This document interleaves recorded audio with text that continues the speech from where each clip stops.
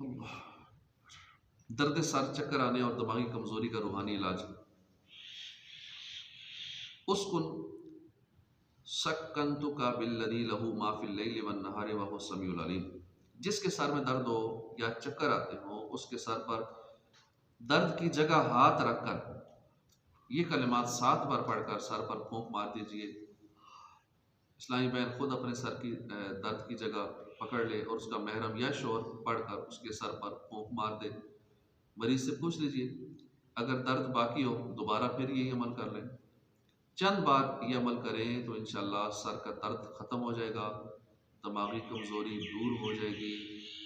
مگر دماغی کمزوری کے لیے یہ ضروری ہے کہ یہ عمل روزانہ کسی ایک ہی وقت کیا جائے، ایک وقت مخصوص کر لیا جائے۔